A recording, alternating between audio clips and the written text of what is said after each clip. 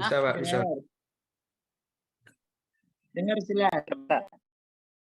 Masih bisa kedengar ya? Bisa, Pak Rema. Oke. Kembali lagi, saya ulangi lagi. Sebelumnya saya mengucapkan terima kasih kepada founder kita dan co-founder yang telah memberikan kesempatan buat saya pada malam ini, waktu ini untuk memberikan sebuah materi pada product knowledge, yaitu segmen pertanian dan perkebunan. Tapi sifatnya di sini bukan berarti saya mengajari, tapi sesungguhnya mari kita sama-sama belajar, mencari ilmu, menggali ilmu untuk tujuan kita ke depan agar apa yang kita jalankan ini sesuai dengan apa yang kita harapkan. Dan itu pun tak lepas dari ketentuan-ketentuan yang ditetapkan oleh sebuah perusahaan ini. Baik Bapak-Bapak, Ibu-Ibu yang hadir pada malam ini, PT BES ini memang patut kita banggakan. Yang patut kita banggakan karena PT BES ini mampu dengan cepat dan cermat untuk membaca keadaan dan kondisi maupun posisi pada masyarakat umumnya, sehingga menciptakan produk-produk yang paling boleh dikatakan produk-produk itu produk-produk unggulan, produk yang sangat bermanfaat untuk masyarakat, gitu. Yang notabene memberikan sebuah solusi pada masyarakat dan bisa dibutuhkan oleh masyarakat banyak. Salah satu contoh produk itu kita bicara pada produk pertanian. Mungkin kita tidak asing lagi dengan yang namanya pupuk organik eco farming, yaitu pupuk yang dikatakan pupuk tepat guna. Nah, di pupuk tepat guna ini kandungan eco farming ini bermacam-macam, sehingga N dan P dan K-nya pun ada, walaupun dia pupuk organik. Dan ini pun pupuk yang begitu kecil secara fisik, dilihat secara begitu kecil, tapi manfaatnya begitu besar. Bahkan dengan diameter sebesar ini mampu mengaplikasikan untuk lahan 1 hektar. Dan ini pun saya ada sempat beberapa kali membuka dan melihat dari tentang terkait masalah eco farming ini. Dari hasil penelitian oleh lembaga sertifikasi asesor bidang pertanian organik, ternyata eco farming ini memiliki salah satu kandungan yang begitu tinggi dan begitu besar, yaitu kandungan C organiknya. Apa itu C organiknya itu kan? Jadi kan kita bertanya, di sini ada kok di komposisinya ini tercantum di kotaknya, yang nomor 1 C organik 51,49%. Nah, itu apa sih organiknya itu kan? Sedikit saya mengurai.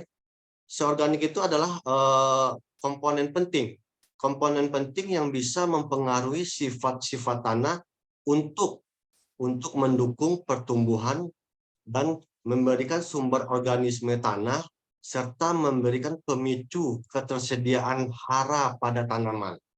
Ini dahsyatnya ke farming. Sangat dahsyat ke farming. Jadi walaupun dia bentuk ukurannya kecil, tapi dia berpengaruh besar pada untuk tekstur tanahnya.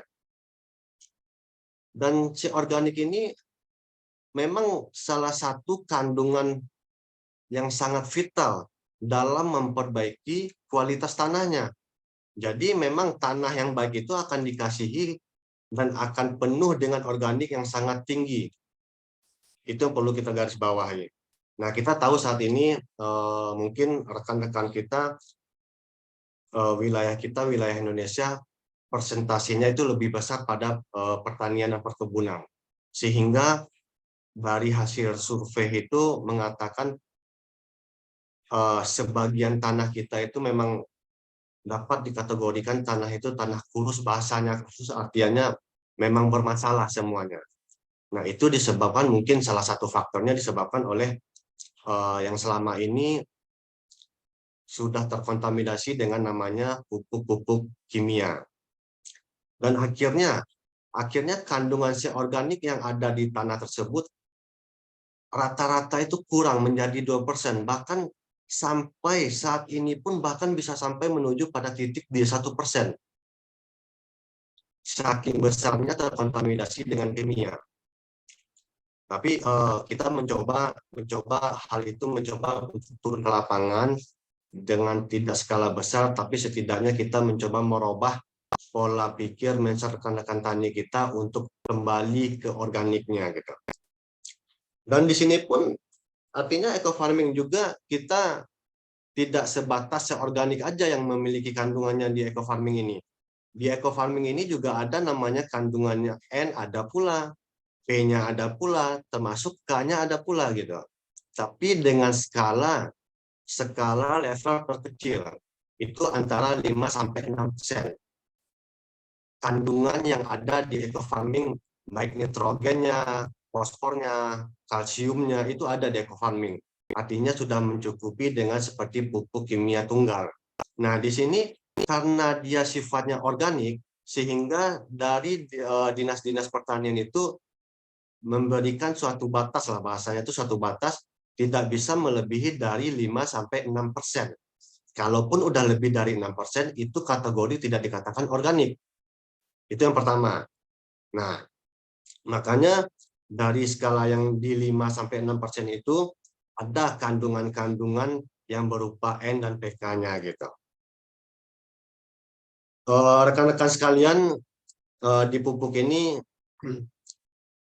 ternyata terlepas dari adanya kandungan si organik, dan yang lebih mengejutkan lagi, yang lebih dahsyatnya lagi, eco farming ini setelah diteliti uji laboratorium oleh yang tadi saya sampaikan oleh lembaga sertifikasi asesor bidang pertanian organik, ternyata dalam kandungan eco farming ini terdapat mikroba yang begitu besar, itu bahkan mencapai miliaran jenis kandungan mikrobanya. Jadi ini sangat luar biasa.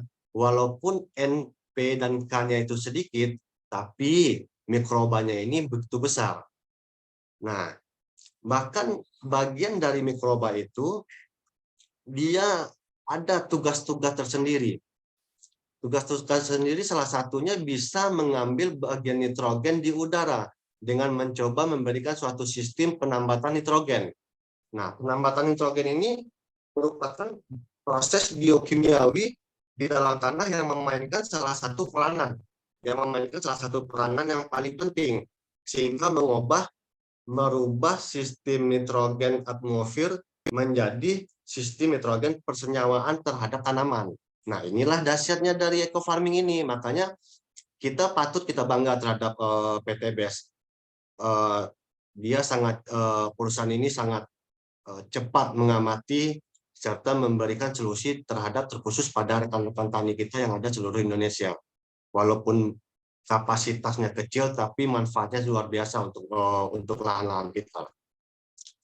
Nah, Ibu-ibu, Bapak-bapak sekalian, dalam hal ini kita tahu dalam itu biasanya di udara itu nitrogen itu kurang lebih kisaran sekitar 60-80%. Nah, bagian dari itu mikroba yang ada di eco farming ini dicoba mengambilnya menjadi nitrogen senyawa untuk memberikan bantuan terhadap tanaman yang ada di lingkungan kita tersebut. Jadi banyak juga mikrobanya yang ada di eco farming ini.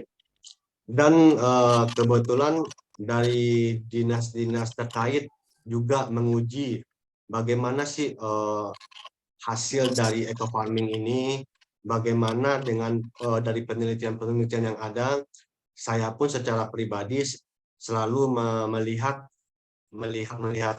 ilmu-ilmu seperti itu, sehingga ternyata di dalam kandungan eco farming itu miliaran mikrobanya yang ada di kandungan eco farmingnya. Minimalnya mikroba yang ada di eco farming itu sekitar 150 miliar yang ada minimalnya, dan maksimalnya itu di angka 189 miliar. Artinya apa? Artinya mikroba dalam yang luar biasa besar ini, di saat kita aplikasikan ke lahan kita, Di saat kita aplikasikan ke lahan kita, kita tidak perlu lagi melakukan fermentasi atau pengembangbiakan. Nah, ini yang dulunya pernah saya temukan awalnya saya menemukan di daerah Sumatera Barat. Rekan-rekan tani kita ini sebenarnya udah masuk eco farming dulu kan, jenisnya kan jenis eco farming original. Sekarang eco farming ini diperbarui, disempurnakan oleh PT BES menjadi eco farming premium. Nah, dulu rekan-rekan tani kita itu, petani-petani itu rata-rata mengaplikasikan eco farming ini selalu diberikan fermentasi berupa seperti M4-nya, terus air kelapanya dan segala macamnya. Gitu. Nah, sekarang dengan adanya eco farming premium, itu tidak ada lagi untuk melakukan seperti fermentasi atau pengembangbiakan lagi. Dan berikutnya ketika kita aplikasikan ke tanah, dalam kita mengaplikasikan untuk satu tangki atau satu cap pemakaian eco farming itu secara kita membandingkan dalam 1000 ml itu terdapat 150 miliar mikroba yang ada pada satu cap tersebut. Perbandingannya seperti itu. Dan setiap 100 ml terdapat 15 miliar. Dan dalam setiap 50 ml itu terdapat 7, miliar mikroba. Itu per satu tangki. Artinya apa? Artinya sangat besar, sangat banyak esensi yang diterima oleh si petani jikalau mereka dengan yakin, dengan percaya, dengan merubah pola-pola yang tadinya fanatik dengan kimia, fanatik dengan pupuk ini, beralih pada organik. Ini sangat manfaat besar untuk rekan-rekan tani. Nah, secara perlahan kita mencoba seperti itu, mencoba mengembalikan mindset seperti itu. Jadi, Bapak-bapak, Ibu-ibu, dan rekan-rekan sekalian, dalam setiap eco farming itu kita bisa aplikasikan dalam satu botol ini, satu bungkus ini kita dapat mengaplikasikan untuk lahan 1 hektar. Jadi untuk satu botol ini mikrobanya itu begitu banyak sehingga mereka sampai di tanah akan berkolaborasi untuk memperbaiki kualitas tanah mereka agar dari unsur hara tanah yang bermasalah itu akhirnya menjadi yang lebih baik. Itulah yang eco farming dulu dan eco farming sekarang ini konsepnya seperti itu.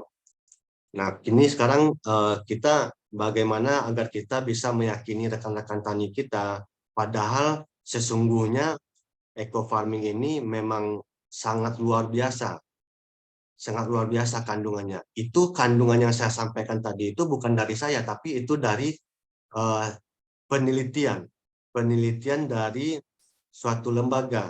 Artinya itu udah real pastinya, gitu.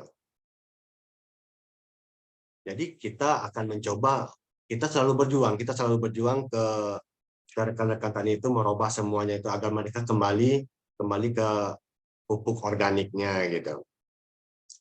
Dan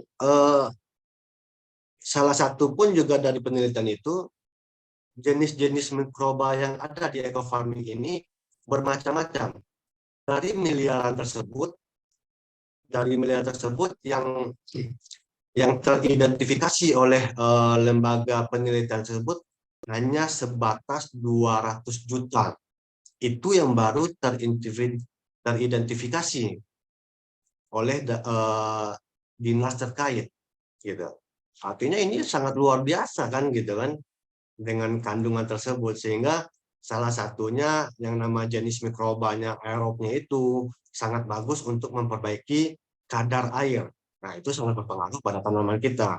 Ada juga namanya mikroba pelarut fosfatnya itu artinya fungsi mikroba pelarut fosfat ini dia residu pemupukan yang menggunakan non-organik sebelumnya banyak sekali fosfat yang tersisa, yang tidak larut di tanah. Sehingga dengan kita mengaplikasikan eco farming ini, itu dapat melarutkan fosfat-fosfat yang ada pada penumpukan di tanah tersebut. Nah, ini juga lebih bermanfaat sekali kan. Ini memang luar biasa sekali. Jadi sehingga tanaman tersebut terasupi dengan kandungan fosfornya. Jadi kita nggak perlu lagi banyak-banyak memakai kandungan fosfor karena dari eco farming ini bisa melarutkan dari residu-residu pemupukan sebelumnya gitu. Kita berlanjut pada mikroba yang tadi itu, dan yang lebih terpenting di sini ada namanya mikroba mycorrhiza. Ini yang lebih yang ini paling memang benar saya akui ini belum tahu saya sebelumnya sih sebenarnya ini, tapi ternyata setelah saya lihat dan saya dalami terus ilmu-ilmu seperti itu, ternyata mycorrhiza ini mampu mengambil makanan yang disuplai untuk tanaman dalam jarak yang jauh. Nah, bayangkan mikroba yang jenisnya mycorrhiza ini mampu mengambil makanan untuk disuplai ke tanaman walaupun jarak makan itu jauh dari titik akar tersebut. Terus kita berlanjut, dan mikroba ini juga mampu memberikan cadangan untuk tanaman. Jadi seperti piloliris juga lah, slorililis atau bestfam memberikan cadangan untuk pagi, siang, sore gitu kan.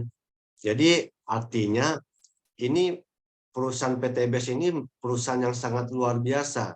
Dengan mereka menciptakan produk seperti eco farming, mereka itu telah membantu para petani seluruh Indonesia dengan, apalagi dengan kondisi sekarang ini ya. Kondisi sekarang ini kita benar-benar sama-sama kita ketahui bagaimana susahnya dari pemupukan pupuk kimia, belum lagi langkanya, belum lagi harganya, dan segala macamnya. Nah, ini PTBS dari awal dia udah cermat, sangat cepat, seksama membaca sehingga terciptalah yang namanya eco farming. Nah, itu kita konteks dari produk eco farming. Dan satu lagi produk yang dikeluarkan oleh PTBS adalah produk yang namanya, kalau saya bilang itu pupuk tepat guna juga sih, yang namanya pupuk majemuk. Pupuk majemuk ini ya itu mungkin ini sudah tidak asing lagi. Yang dulu namanya piloslorilis, sekarang udah diganti namanya bestfam. Bestfam ini mungkin yang pastinya bestfam ini adalah pupuk yang disempurnakan lagi dari namanya pilo dulu gitu. Nah, pertanyaannya ini pupuk majemuk ini maksudnya pupuk apa gitu? Pupuk majemuk ini terutama bestfam ini awalnya saya selalu mengaplikasikan pada batang-batang keras yang seperti batang-batang sawit, batang alpukat, duren, yang tua lah, batang-batang tua. Ternyata bestfam juga bisa diaplikasikan pada tanaman palawija seperti padi, tapi mungkin kapasitas atau kadarnya itu memang mungkin bisa dikurangi gitu kan. Pupuk majemuk ini memang pupuk yang tepat guna untuk tanaman tua, ya seperti sawit terkhusus. Kebetulan saya di sini di daerah Pekanbaru memang bukannya fokus, bukan memprioritaskan, tapi artinya tetap yang saya banyakkan yang saya hadapi di sini lahan-lahan sawit semua. Jadi sawit ini memang sangat membutuhkan yang namanya pupuk majemuk seperti pupuk bestfam karena kandungan mikro dan makronya udah input di dalamnya. Nah, apa aja yang kadang-kadang kan permasalahannya yang saya temukan di lapangan, saya sedikit bercerita di pengalaman saya di Pekanbaru ini. Yang pertama itu dimanapun pasti seperti itu. Yang pertama petani-petani kita itu udah fanatik dengan suatu produk, udah sangat fanatik dengan satu produk.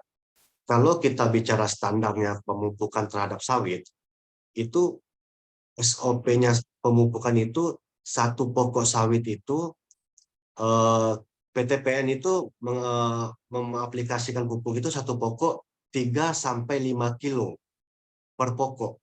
Itu standarnya, 3-5 kilo. Kalau kita bersandar pada standarnya, nah BESPAM ini dengan satu saset aja setara dengan pemupukan 3-5 kilo. Nah, kalau kita bandingkan dengan harganya, kalau harganya satu saset ini bahasanya 25.000, kalau kita bandingkan dengan kimia yang biasa dipakai oleh rekan-rekan tani kita, itu kita bicara urea aja, urea per kilonya berapa, gitu kan? SS per kilonya berapa? NPK per kilonya berapa? Artinya apa? Artinya jika petani mengaplikasikan BESPAM, itu mereka memang mendapatkan esensi pemangkasan biaya.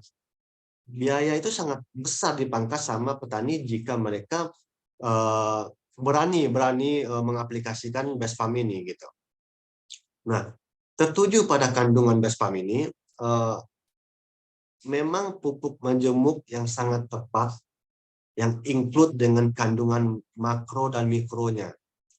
Nah, apa aja kandungan makronya itu? Salah satu kandungan makronya itu seperti sulfur, kalsium, magnesium. Nah, ini memang fungsinya memang untuk tertuju pada batang akar. Sedangkan mikronya salah satunya bagian dari mangan besinya, sengnya, baron, dan yang terpenting itu molybdenumnya. Itu tertuju pada buah.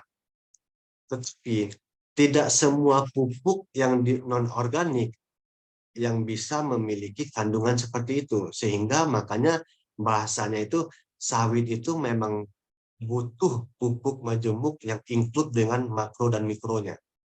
Nah, bagaimana cara kita mensosialisasikan ini, penyuluhan ini terhadap pada titik-titik yang ada di tempat lingkungan kita, terutama di Sumatera Barat, gitu. Sumatera Riau, Palembang sekitarnya itu. Tetapi yang penting yang perlu kita perhatikan, Bapak-bapak, Ibu-ibu, ini juga pengalaman saya gitu. Artinya sebelum saya turun ke Riau, sebelum saya turun ke Sumatera Barat, ternyata pupuk ini sudah duluan turun. Dan akhirnya yang saya temukan di lapangan itu ada beberapa persen, 2-4% para petani, para pekebun itu boleh dikatakan sedikit kecewa, sedikit nggak percayalah terhadap BESPAM ini. Setelah saya gali terus, ternyata informasi yang mereka terima itu cara kerja BESPAM ini mereka persingkat. Dalam artiannya seperti ini. Cobalah pakai pupuk kilo ini. Mungkin seminggu atau 2 minggu itu ada perubahan. Nah, ini kata-kata seperti ini yang perlu kita klarifikasi, yang perlu kita harus hati-hati untuk menyampaikan gitu. Kata-kata seperti ini jangan sampai ini, sehingga namanya petani itu kan dia kan yang terbaik buat lahan dia. Kalau semakin cepat ada perubahan terhadap tanamannya, mereka akan berbondong-bondong melakukan. Ternyata di saat mereka berbondong-bondong, hasilnya tidak sesuai dari apa yang mereka harapkan. Dan itu mereka tidak disalahkan karena mereka dapat informasinya seperti itu. Tapi pada prinsipnya kerja dari BESPAM itu tidak 2 minggu, tidak 1 bulan, tidak 1 minggu, tapi biasanya yang setelah yang saya jalani di sini itu akan tampak perubahan 1-2 bulan. 1-2 bulan itu pun tergantung dari bagaimana tekstur tanahnya. Nah, kalau tekstur tanahnya bermasalah, sekali aplikasi belum tentu ada perubahan. Di tekstur tanahnya boleh dikategorikan normal, ya kan? Mungkin di kadar airnya aja bermasalah, itu bisa jadi ada perubahan. Nah, 1-2 bulan itu dia tidak terfokus pada buah. Perubahannya, kalau itu pun ada perubahan, itu dia tidak terfokus pada buah, dia terfokus pada pelepah, daun, dan itu akan menghijau dan banyak sedikitnya pelepah itu kalau kita bicara sawit, banyak sedikitnya pelepah itu akan sedikit menurun, membuka dia. Itu yang perubahan pertama 1-2 bulan. Dan Berlanjut 3-4 bulannya baru keluar bunga baru, Dia berproses. Jadi jangan semata-mata itu bunga paten, jangan sampai kita mengatakan coba untuk ini paling 1 bulan 2 minggu itu ada nampak perubahan, akan keluar bunga, dompet segala macam. Ini yang saya temukan di lapangan gitu. Nah ini rekan-rekan, khusus pada rekan-rekan kita di SSW, jangan sampai kita memberikan suatu angin segar terhadap petani-petani yang ada di sekitar kita. Jadi memang dia butuh proses, apalagi lahan yang sudah banyak terkontaminasi dengan kimia, itu belum tentu sekali pengaplikasian ataupun 2 kali pengaplikasian itu belum tentu berubah. Bisa jadi di 3 kali pengaplikasian dia akan berubah. Nah, ini yang perlu kita garis bawahi. Dan di lebih dari 6 bulan barulah terlihat hasil. Terjadi kenaikan mencapai 20-50%. Itu baik dari buah yang keluar dari batangnya dan buah yang sebelumnya udah keluar bobotnya, itu baru nampak ada perubahan. Artinya saya ulangi lagi, dari 1-2 bulan fokus pada pelepah, daunnya menghijau, pelepahnya membuka, dan 3-4 bulannya itu akan keluar bunga, baru. Dan terakhir di 6 bulan lebih itu akan terlihat hasil terjadinya kenaikan mencapai 20-50%. Ini dalam kategori gimana perhitungan seperti ini? Ini dalam kategori kondisi tanah. Kondisi tanah yang benar-benar boleh dikatakan stabil. Kalaupun tidak stabil tapi bermasalah sedikit, mungkin bisa kita genjot. Dalam satu pokok itu bisa kita kasih 2 atau sampai 3 titik. Tapi kalau lahannya itu bermasalah, ya kita bicara contohnya lahan gambut. Lahan gambut itu kita bisa pahami di sini memang lahan itu memang tidak sesempurna si akar untuk memberikan asupan pada si batang. Kenapa? Karena kondisi tanah tersebut itu apalagi mendapatkan yang namanya seed clutch yang lebih dari 5 itu udah bubuk semua. Kandungan-kandungan yang ada di lahan gambut itu udah membeku secara kimia. Nah, jadi apa yang dihisap, apa yang dimakan sama akar itu sifatnya menjadi racun. Nah, ini kalau seandainya kita bicara lahan gambut ada perubahan 2 minggu, ini kayaknya mustahil sekali. Dan perlu kita ketahui sekali, sebenarnya kita bicara satu kandungan yang namanya nitrogen. Nitrogen itu bekerja secepat-cepatnya, paling cepat itu di proses 3 bulan dia baru nampak perubahan. Dan ini bahkan sampai mencapai 1 tahun dia berproses. Nah, kalau kita memberikan suatu produk base farm dengan memberikan statement 2 minggu atau 3 minggu akan nampak perubahan, ini yang perlu kita sedikit atasi lagi ini. Tapi kita tidak menutup kemungkinan, mungkin bisa jadi ada juga perubahan di 3 minggu, bisa jadi itu kembali pada tekstur tanahnya. Nah, kondisi tanah seperti itu yang perlu kita ketahui dengan kondisi tanah asam, bagaimana kondisi tanah basahnya, bagaimana kondisi tanah normalnya, bagaimana, dan kondisi tanah idealnya bagaimana. Nah, semoga mudah-mudahan khusus pada rekan-rekan SSW semua yang pada basis pertanian dan perkebunan, semoga ini benar-benar kita memberikan mensosialisasikan ini tidak menyimpang dari aturan, tidak menyimpang dari SOP-nya. Nanti ini akan fatal akibatnya. Kenapa? Yang pertama, image-nya jelek terhadap produk. Yang kedua, image-nya jelek terhadap perusahaan.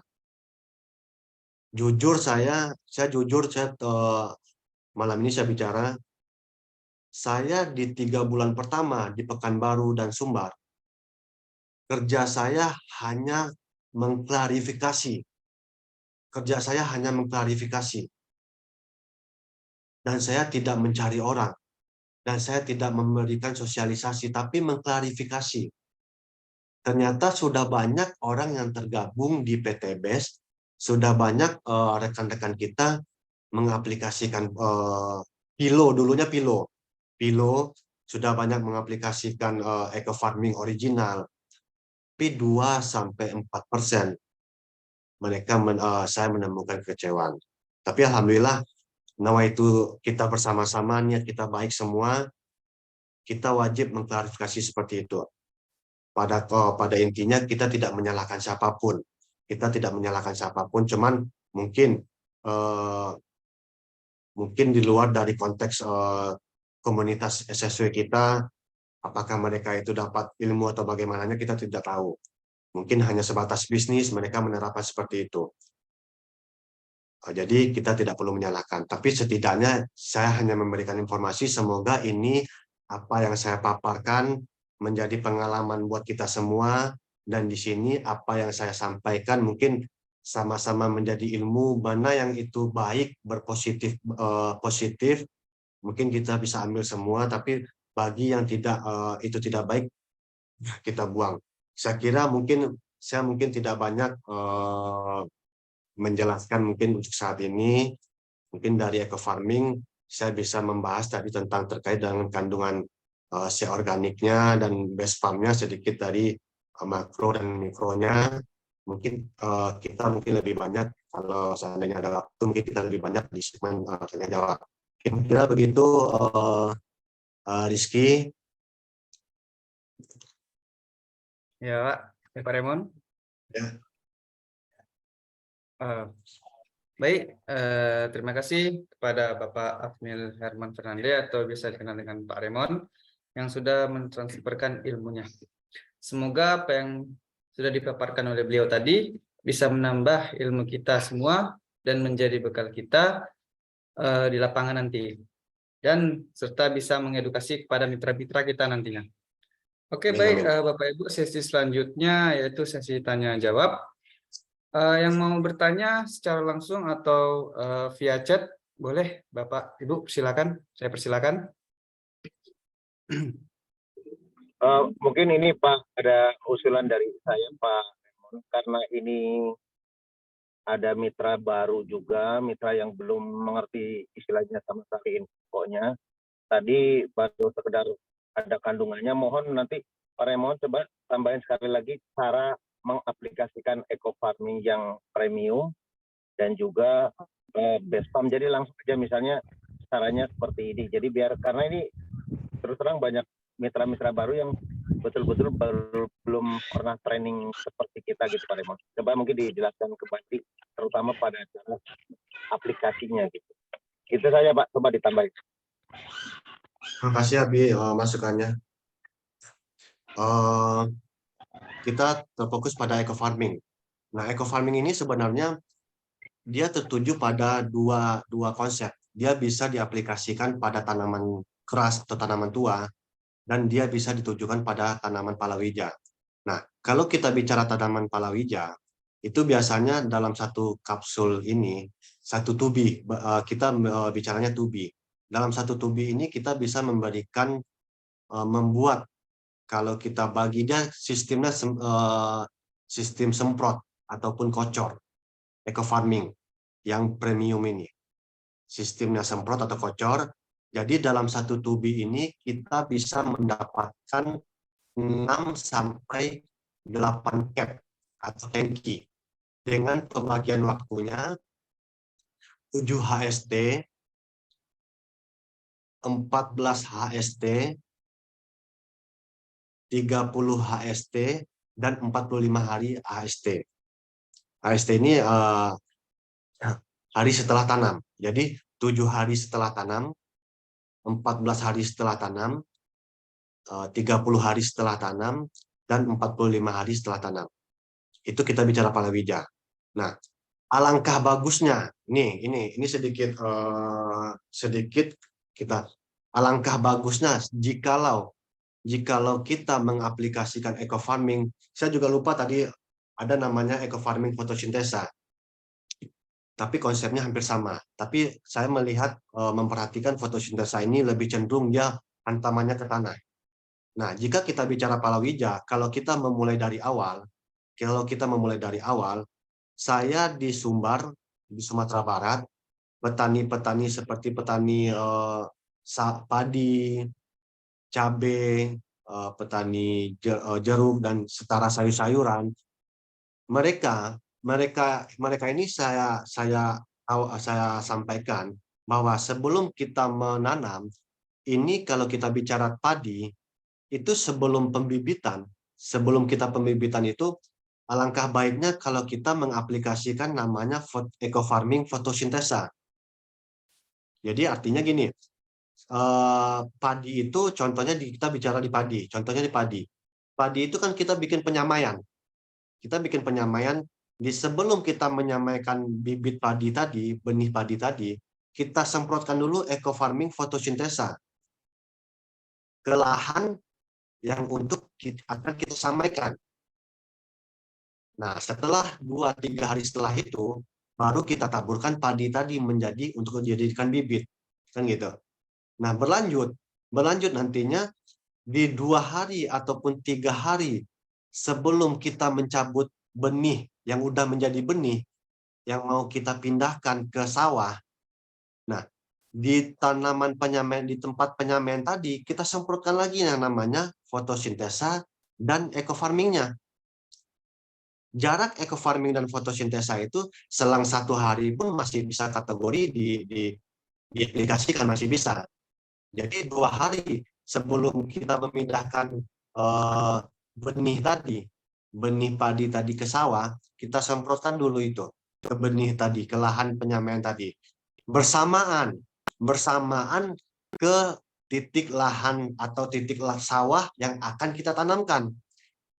Kalau sawah itu berupa sawah, kalau Sumatera bilang itu sawah banca, sawah berair.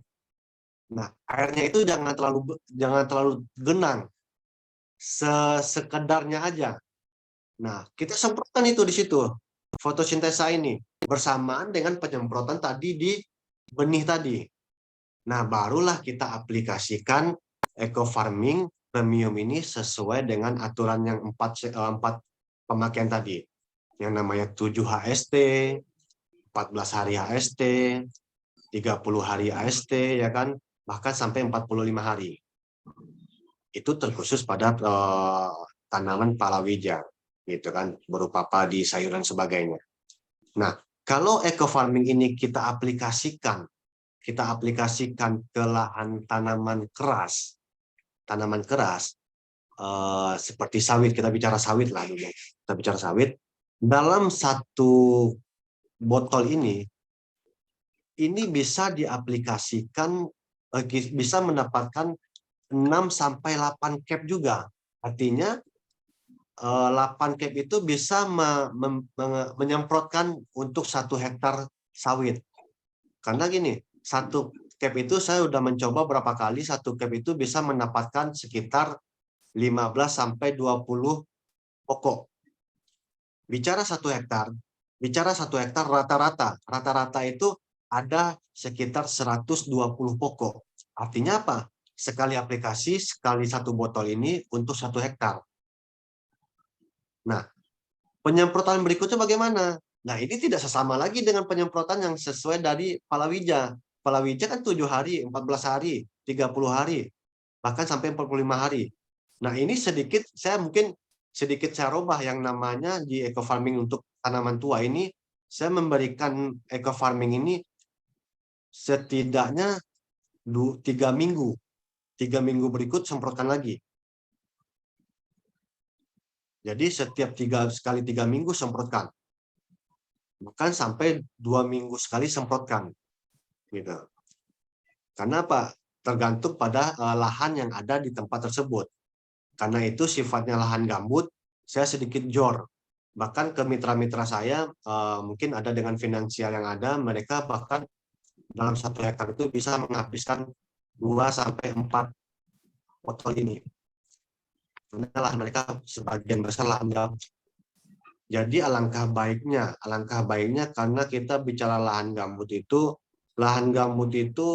memang benar-benar perlakuannya benar-benar sangat ekstra gitu, sangat ekstra. Karena memang lahannya itu lahan bermasalah. Kita ketahui itu semuanya seperti contoh seperti ini Pak, Ibu-ibu rekan-rekan sekalian. Kita sepakat yang namanya sawit itu tanaman yang paling rakus terhadap air. Kita sangat sepakat, ya kan?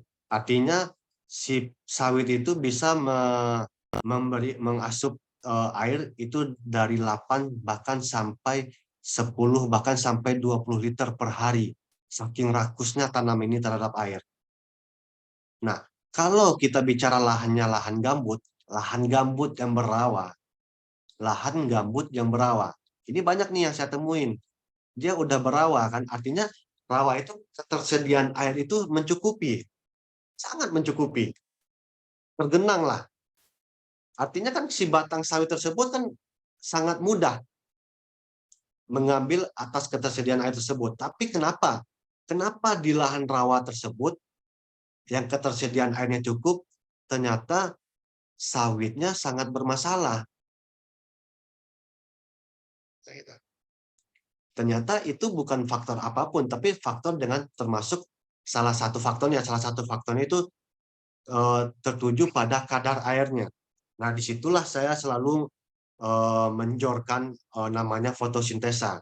Jadi saya rekan-rekan bapak-bapak ibu-ibu sekalian, saya selalu menggabungkan apapun itu bentuk terkhusus pada tanaman keras, saya selalu menggabungkan pemakaian fotosintesa, eco farming dan best farm. Selalu saya gabungkan. Saya tidak tertuju pada satu item. Jadi sebelum kita mengaplikasikan itu, alangkah lebih baiknya kita ketahui dulu bagaimana tekstur tanah di situ, bagaimana tingkat keasaman tanah tersebut, kebasahannya. Kita harus mengetahui di situ. Jangan sampai kita bahasa saya itu bicara di saat lahan itu sakit kepala, kita berikan obat sakit perut, dia tidak menyambung. Nah, disitulah titik kekecewaan yang banyak saya temuin. Jadi kalau kita bicara sesuai dengan prosedur pemakaian SOP-nya, insya Allah itu akan tampak perubahan. Kira-kira begitu ya, Abi, Rizky. Mungkin nanti di segmen tanya jawab nanti akan kita kupas lagi. Oke, Baik, boleh Rizky. Ya, boleh dilanjut tanya jawab. Nah, ya, terima kasih Abi atas masukannya dan terima kasih Bapak Raymond. Ini Pak dari Wiji SSE 1 ya. Ini pertanyaannya berarti beda dengan eco farming original 5 HST lalu 14 HST dari Bapak atau Ibu Wiji SSE 1 dari kolom chat. Kolom chat ya, sebentar. Ya Pak.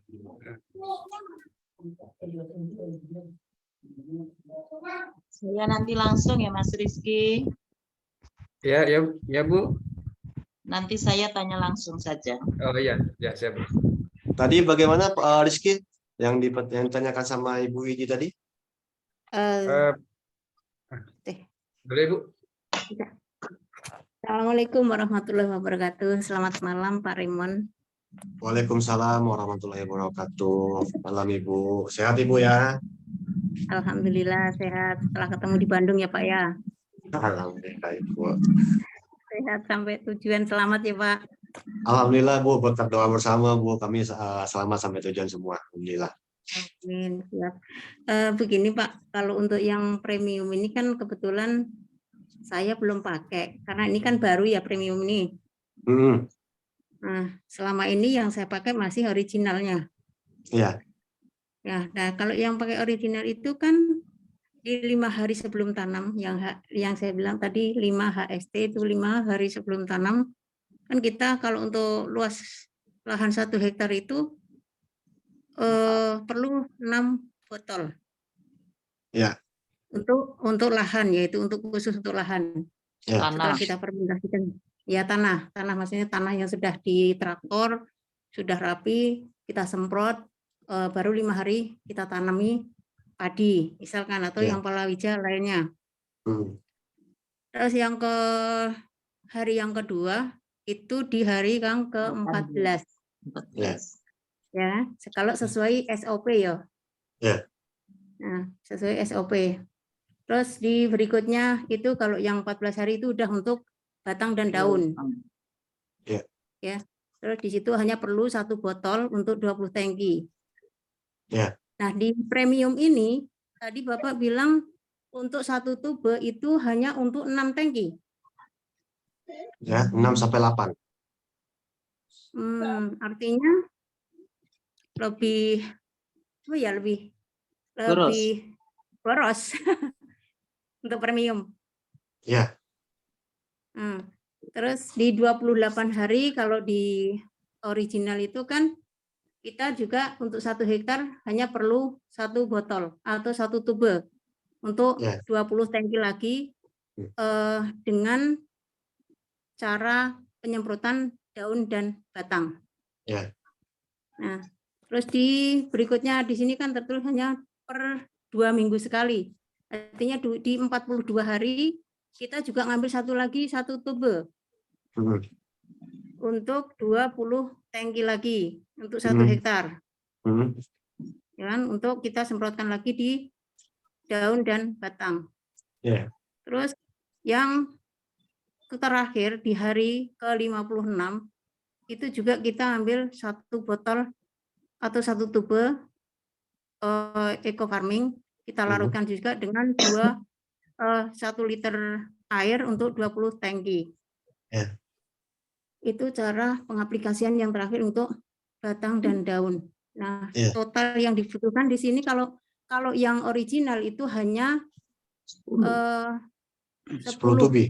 10 tubi. 10 tubi. Ya, betul. Nah, Ya. kalau premium berarti dia lebih boros lagi ya, Pak ya? Gini, Bu. Kira-kira sampai di situ, Ibu? Ya. Oke. Saya jawab ya, Bu, pertanyaan Ibu. Ya, kita cari perbandingan itu. Iya, baik, Bu. Jadi sebaiknya yang mana kalau sudah pakai premium, apakah masih perlu pakai fotosintesa?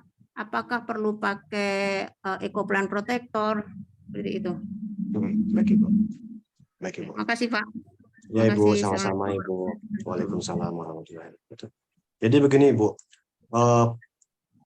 Jarak pemakaian tadi Ibu bilang tadi itu 5 ST ataupun 7 ST itu seper waktu yang begitu dekat tidak ada pengaruhnya, Ibu. Itu yang pertama, tidak ada pengaruhnya. Nah, konsep dari eco farming original dengan eco farming premium itu hampir sama. Hanya saja dulu yang pengetahuan saya itu yang original itu dia lebih cenderung pada hantamannya ke tanah. Tapi setelah namanya eco farming premium keluar, itu udah include semuanya. Jadi artinya tanah pun dihantam, ya kan, batang pun dapat, buah pun dapat, daun pun dapat, gitu. Jadi tidak ada perbedaan, hanya memperbarui, mensempurnakan aja, Bu. Jadi jarak penyemprotan HST tadi 5 sama tadinya 5 AST, ada perbedaan di 7 AST, itu jarak sper yang begitu dekat itu tidak ada masalah. Dan yang terakhir yang tadi itu yang Ibu bilang itu boros. Sebenarnya nggak boros, Ibu. Makanya tadi saya bilang, saya mengaplikasikan eco farming ataupun base farm ataupun fotosintesa itu sesuai dari kondisi tanah, Ibu. Sesuai dari kondisi tanah. Di saat saya datang ke satu titik lahan, setelah saya cek bagaimana pH-nya, ya kan, bagaimana kadar airnya, oh ini nggak cukup seperti ini nggak bisa habis putus seperti ini benar-benar kita jor, gitu. Iya. Benar-benar kita jor. Artinya di situ akan tampak untuk di awal akan tampak mungkin pemborosan dari penilaian mungkin akan nampak pemborosan. Tapi setelah 2 sampai 3 kali pengaplikasian, itu yang pertama itu akan tampak sangat signifikan perubahannya, Bu. Yang pertama, perubahan dari kandungan tanah tersebut. Setelah kita datang balik ke titik tersebut, ke lahan tersebut, kita cek lagi, itu akan berubah. Karena dari awal kita ngejor. Artinya pemakaian yang boros di awal itu itu tuh bergantung pada keadaan tanah, bukan berarti seterusnya seperti itu, Bu. Enggak. Siap. Mungkin sekali atau 2 kali aja. Karena Iya, kita menggenjot dulu nih, Bu, gitu. betul, betul. Nah, terus yang terakhir tadi kalau tidak salah, apakah mengaplikasikan eco farming, fotosintesa dan eco farming Ekoplan. protector itu tetap selalu dipakai, Bu. Oke. Itu tetap selalu dipakai. Tapi saya selalu memberikan seperwaktu, tidak bersamaan, tidak berbarengan gitu. Contohnya Iya. di awal kita mengaplikasikan, contoh kita di 5 HST. 5 HST Iya. kita mengaplikasikan eco farming Iya. di 1 hari setelah penanaman, Betul. saya sudah mengaplikasikan yang namanya fotosintesa. Mhm. Nah, di hari kelima kita aplikasikan eco farming. Iya. Nah, gitu. Jadi saya seling, Bu, melihat dari Iya. kondisi tanah. Dan eco farming protector bahkan saya selalu sarankan ke rekan-rekan tani, Bu, mitra-mitra saya, kita lebih baik mencegah daripada mengobati. Betul. Tetapi tidak terlalu jor kita memakaikan yang namanya protektor. Jadi kemungkinan di hari ke-15 ataupun di hari misalkan umur tanaman tersebut di umur 4 bulan, di umur 1,5 bulan kita bantu untuk kita coba mengaplikasikan protektor. Setidaknya ini mengantisipasi dulu, Bu, kita mencegah. Betul. Karena Iya. penyakit dan hama itu datang bukan dari suatu bentuk, dari tekstur tanah, dari kandungan tanah, enggak juga.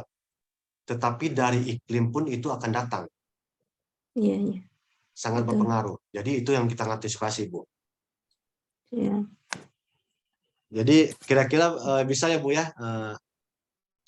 Nggak apa-apa, Ibu, Siap, walaupun Ibu bisa. di HST, di 5 hari Ah, HST atau 7 hari, beda-beda sedikit itu nggak masalah, Bu. iya, memang sih di lapangan kita ketemui juga apa ya, kesulitan-kesulitan juga ya untuk mengubah mindset petani Iya, beralih ke benar. organik ini nggak Benar, gampang. Ibu. Sama seperti Bapak perjuangannya, saya juga seperti itu, nggak mudah gitu. Jadi saya tanamkan kepada petani itu yang sudah bisa menerima minimal 1 tahun, Pak, Ya, berdampingan dengan kimia, dengan organik. Saya bilang gitu, ya, nah itu nanti akan baru terbukti hasilnya gitu. iya, benar, Cuman ya benar, Ibu. itu petani kurang sabar. Nah, itulah hebatnya Terima kasih. PTBS, Bu. Iya, PTBS itu memberikan konsep namanya PCA, Bu. Pakai iya, cerita ajak. Artinya kalau kita punya lahan, kita pakaikan dulu ke lahan kita. Itu bagian iya, dari pembuktian. Apapun betul. bentuk produk yang kita tawarkan terkait masalah pertanian atau perkebunan, pupuk, petani itu hanya satu jawabannya, bukti. Nah, Iya, kalau kita ada lahan, kita aplikasikan ke lahan kita dulu. PCA-nya lah bahasanya, betul, Bu, ya. betul. Memang Iya, betul, mengubah itu secara bertahap, Bu. betul. Iya, Ya. terima kasih Pak Raymond waktunya. Baik, Ibu, sama-sama, Ibu. Terima kasih. Ya, Gimana Bu Wiji? Udah mengerti lah ya penjelasan dari Bapak Raymond tadi. sudah Mas Rizky, terima kasih. Ya, ya, makasih Bu Wiji. Boleh kepada Bu Kartina dari FSW 17, silakan tadi mau bertanya. Assalamualaikum warahmatullahi wabarakatuh. Waalaikumsalam Rizky. warahmatullahi wabarakatuh. Pak Raymond, apa kabar? Alhamdulillah baik, Ibu. Ibu sehat, Ibu? Alhamdulillah. Rupanya kencang sekali ya, lari dari Bandung ke Pekanbaru. Oke, Pak Raymond, saya Iya, masih Ibu. minta tolong penjelasannya ya yang lebih detail lagi karena ini untuk di padi ya, saya baru akan mengaplikasikan padi. Namun sebelumnya terima kasih atas kerja kerasnya Pak Raymond yang selama 2-4 bulan itu hanya apa namanya Pak mencari tahu ya, mencari Iya, Bu. tahu apa yang sudah dilakukan teman-teman kita sebelumnya itu ada salah satu dari mitra saya. Mitra saya, jadi memang sudah pernah ada orang yang datang ke sana dengan menawarkan pillow slow release atau produk-produk dari PT BES. Dan entah seperti apa yang mereka janjikan, sehingga betul kata Pak Raymond, orang ini sudah kapok, gitu ya. Kapok dalam arti tak sesuai janji, janjimu palsu gitu katanya. Nah, terlepas itu kami masih akan tetap datang, memantau, meyakinkan bahwa karena kala itu mungkin saat tim kita ke sana itu tidak mengukur bagaimana dengan kondisi kadar pH tanah dan sebagainya, hanya hantam kromo saja sesuai dalam slogannya ya, cukup lempar saja gitu, tinggal pulang sudah itu. Mungkin itu yang dulu dilakukan seperti itu. Kami akan tetap mencari tahu untuk ya paling tidak kita bisa buktikan bahwa PT BES tidak sembrono ya, produknya betul luar biasa. Itu dalam catatan Pak Raymond. Nah, yang ini yang saya minta dijelaskan kembali tentang apa namanya untuk persiapan tanah untuk pembibitan. Kalau di kita ya apa ya namanya uritan Pak, kalau di Jawa ya namanya uritan. Jadi tanah yang untuk bibit tadi Pak Raymond tadi sampaikan boleh H-5 boleh dikocor dengan apa eco farming dulu atau fotosintesa gitu. Di penyamaian ya Bu ya? Ya, penyemaian. Ya penyamaian. Saya selalu mengaplikasikan fotosintesa dulu Bu. Oke, Ya lanjut dulu Ibu. Oke ya. Oke, fotosintesa. Nah, setelah itu untuk pratanam ya Pak ya. Pratanam kalau dulu kan kita memakai eco farming biasa ya, masih dulu adanya original. Itu juga kocor ya Pak ya. Kocor itu dalam arti tetap diaplikasikan, maksudnya dicairkan ya. Kemudian dengan kocor itu bukan semprot ya Pak ya. Kocor lebih besar gitu, golongannya lebih besar ya untuk mengocornya. Oke. Kalau menurut saya seperti tadi juga dijelaskan di Bu Wiji, kalau di kami kan ada hari ke-14 gitu ya, setelah masa tanam, kemudian 28 dan per 2 minggu gitu kalau nggak salah ditanam itu. Nah, menurut penjelasan Pak Raymond saya sudah bisa tangkap bahwa tidak ada pengaruh yang signifikan di mana tadi H+5, kemudian 14 dan sebagainya. Kemudian untuk tadi pillow slow release itu dulu gitu. Sekarang dengan eco farming premium. Masuk untuk tanaman besar. Tanaman tua ya Bu ya? Ya, tanaman tua. Apakah ada pengaruhnya atau perbedaan gitu? Kemudian pillow slow release kita yang masih ada bagaimana ceritanya? Maksud Ibu pengaplikasian yang berbarengan gitu? Iya, yang berbarengan atau berbeda atau cukup digantikan saja menurut keterangan tadi untuk eco farming premium itu sudah mengandung baik mikro dan makronya begitu ya. Artinya sudah lengkap gitu. Bisa juga udah untuk apa batang, untuk daun sampai ke buah. Apakah tetap diberikan yang bersamaan atau diseling atau seperti apa Pak Raymond baiknya? Terima kasih. Baik Ibu. Tadi saya jawab pertanyaan Ibu yang pertama dulu untuk pengaplikasian di apa namanya? Pembibitan. Di penyamaian ya Bu ya. Penyamaian. Jadi kalau saya dulu saya turun ke lapangan itu saya selalu diaplikasikan di penyamaian itu sebelum kita menabur padi tadi. Kita siram dulu, kita semprot dulu ke penyamaian tadi, selang 1 sampai 2 hari baru kita tabur padi tadi Bu. Iya. Nah, gitu. Nah mungkin saya tidak tahu nih namanya jenis padi kita kan berbeda-beda Bu. Iya, Ya betul. kan? Ada yang umur padi 1 bulan, ada yang umur benih padi yang 1,5 sampai 2 bulan gitu kan. Jadi kalau kita bicara umur benih padi tadi umur 1 bulan, artinya di awal udah kita semprot, di pertengahan pun kita semprot. Begitu. Nah, Di pertengahan itu kita menyemprot, mungkin bisa kita menggunakan yang namanya eco farming. Ya, Nah, sekarang yang namanya eco farming premium. Nah, di awal tadi kita udah mengaplikasikan fotosintesa untuk lahan tanahnya, gitu kan? ya. Nah, dan di bulan yang di hari terakhir 2 hari atau 3 hari kita mau mencabut benih, Tuh. nah itu kita semprot lagi. Dengan Di awalnya kita semprot dengan yang namanya eco farming. Nah, eco besoknya farming. baru kita semprot namanya fotosintesa, baru kita cabut 2 hari, kamu kita pindahkan ke lahan gitu, Bu. Jadi selang 1 hari. Saya menerapkan seperti itu, Bu. Baik. Dalam masa semai H-1-2 sebelum ditabur itu Pak, berapa dosisnya Pak Raymond? Nah, kalau untuk penyemaian itu kita nggak terlalu tertakar, setidaknya di lahan tersebut itu sekiranya basah aja, Bu.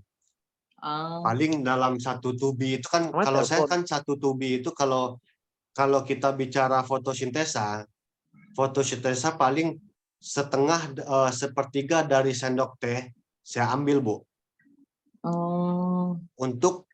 Untuk setengah cap atau setengah tangki. Setengah tangki. Ya. Untuk setengah tangki. Jadi itu saya semprotkan ke lahannya. Ya. Nah, itu seperti itu terus sampai tercabutnya. Nah, di saat kita nanti penanaman di sawah, dari situlah kita memulai pengaturan yang ketentuan yang ada. Iya, pada tanam ya. Sekarang Ya, pada benar, lahan Ibu. tanam ya. Nah, Oke. Terus masalah tadi dikocor ataupun disemprot, sebenarnya perbedaannya itu esensi aja. Kalau dikocor itu mungkin sedikit boros. Iya. Airnya lebih banyak keluar. Betul, Gitu. betul. Lebih banyak kan. Jadi mungkin disarankan karena PTBS ini memberikan solusi. PTBS ini selalu apapun bentuknya memberikan solusi, meringankan masyarakat kita, sehingga Betul. sampai pengaplikasian pun Diatur lebih baik sedemikian disemprot. rupa. Iya, Ibu. Betul, betul. Itu Iya, hebatnya iya, PTBS ini, Bu. Keren, keren ya, betul, betul. Nah, pada lahan tanam berarti sesuai SOP aja ya, Pak ya. Ya, Kalau sesuai SOP umpamanya aja. seperti dengan eco farming yang lalu itu kan 14 hari, 24 gitu ya, kelipatan gitu, enggak masalah ya. Nggak masalah itu. Kan, masalah. Nggak masalah. Siap, siap, siap. Bagaimana? Oke. Alhamdulillah semua terjawab. Mudah-mudahan kami juga segera bisa mengaplikasikan kepada teman-teman kita yang masih banyak sekali Pak Raymond yang pertanian kita itu yang belum terjamah oleh pupuk-pupuk ini. Dan mungkin cara penyampaian teman-teman kita atau kita sendiri harus sangat berhati-hati ya, tidak boleh menjanjikan yang muluk-muluk. Ya, sehingga ya kita saat akan masuk ini pun kadang masih didesak, aduh kami ada produk lain gitu ya. Kami sudah, ini udah ada yang masuk Bu ini gitu. Ya. Selalu itu. Oke, baik Pak Raymond, terima kasih. Sama-sama Ibu, sama-sama Ibu. Terima kasih Mas Riki. Assalamualaikum. Waalaikumsalam warahmatullahi wabarakatuh. Ya, terima kasih Bu Kartina. Pak, ini ada yang bertanya nih dari chat dari Aib Saipudin SSW 26. Ya. Dia mengaplikasikan eco farming fotosintesa, keluar batangannya kurang banyak. Itu kenapa ya? Bapak siapa namanya? Aib Saipudin SSW 26. Pak Aib Saipudin. Itu pada tanaman apa itu, Pak? Kalau boleh saya tahu.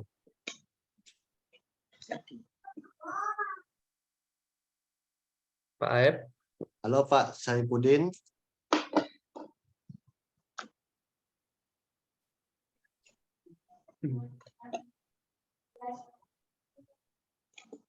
Oh. Halo Pak Aib Saipudin. Pak Aib Saipudin. Tadi coba diulang lagi pertanyaannya, Riki. Bapak Aib Saipudin sudah mengaplikasikan eco farming fotosintesa. Halo. Ya, Pak. Assalamualaikum. Waalaikumsalam, Pak. Iya, Pak, kan saya aplikasi itu, Pak, di Garut ya, Pak. Padi, Pak. Padi ya, Pak ya? Ya padi. Terus keluarnya itu batang-batangnya sedikit. Bapak Anaknya di awal sedikit nggak banyak gitu. Tapi udah dipanen nih, udah dipanen. udah dipanen. Pakai fotosintesa sih. Oh gitu. Itu aplikasi pertama itu. Terus si daunnya juga kurang begitu hijau itu daunnya itu. Hijau. Iya, iya. Bapak lebih condong memakai fotosintesa? Itu baru pertama kali pakai itu. Oke. Kan tadinya pengen kan yang lain tuh suka banyak diaplikasikan di yang sama eco farmingnya gitu. Saya tadinya mau pakai, nanti yang keduanya pengen aplikasikan pakai eco farming juga sama fotosintesa. Iya. Biar hasilnya mungkin lebih bagus. Karena di kampung itu harus ada bukti, Pak. Iya, benar, Pak. Kalau memang ada bukti kan punya kakak saya sama punya saya. Kalau ada bukti, jadi petani itu mau beli pupuk-pupuknya itu, Pak. Iya, benar. Pupuk-pupuknya tuh kecamatan lah mungkin, kecamatan lah. Iya. Banyak. Berarti Bapak baru awal pemakaiannya? Iya, baru awal, Pak. Ini yang perlu kita bisa sedikit pahami ke Bapak. Mungkin tidak semua lahan langsung ada signifikan perubahan terhadap tanaman dengan satu kali pengaplikasian. Ya itu tadi kembali kita cerita yang sudah terbiasa, yang sudah terkontaminasi sehingga proses fotosintesa, proses eco farming dia butuh waktu. Tapi dalam artian mungkin tadinya Bapak udah panen, mungkin sedikit turun ya hasil panen atau gimana Pak? Belum ada laporan lagi nih hasil dapatnya berapa nih. Saya tinggalnya di Jakarta nih Pak sekarang. Oh gitu. Tapi insya Allah ya Pak ya, seandainya Bapak istiqomah, Bapak aplikasikan ini ke lahan Bapak aplikasikannya namanya eco farming, fotosintesa sesuai dengan SOP-nya, saya yakin insya Allah 2-3 kali pengaplikasian kita akan lihat hasil dari tanaman Bapak. Karena bekas ini itu baru, mungkin Pak, tadinya bekas pupuk urea itu mungkin ya. Ya, terkontaminasi gitu. Benar. Jadi mungkin tidak langsung kelihatan perubahannya sekali pemakaian, enggak juga. Itu saya pure pakai fotosintesa, enggak pakai pupuk lagi yang lain lagi itu Pak. Ya, kedepannya harus seperti itu Pak. Eco farming, genjot terus eco farming Pak. Sama fotosintesa gitu kan. Iya, mudah-mudahan kedepannya Pak. Karena yang ini perkebunan kopi juga ya tuh udah nanyain juga, belum saya juga belum kesana. Jadi gini Pak, pengen ada hasilnya dulu dari sawah dulu aja Pak. Ya itu konsepnya seperti itu Pak. Kita bikin konsep seperti itu. Jadi biar nggak kecewa gitu nantinya ya.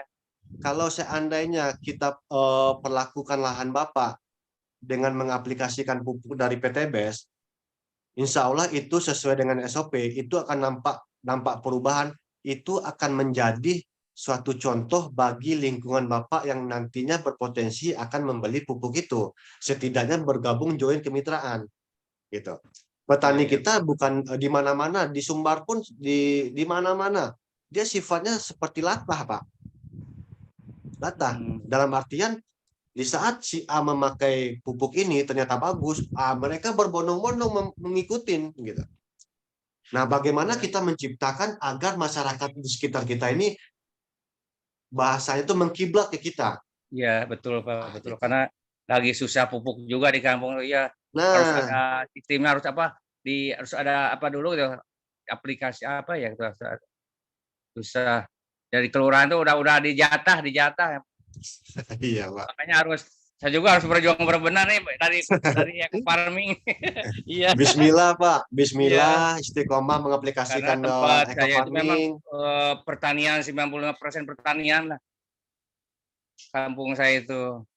Iya Pak. Kalau itu udah berhasil nih, ya itu pokoknya ini kalau berhasil saya pesan pupuk yang gitu Pak. Iya.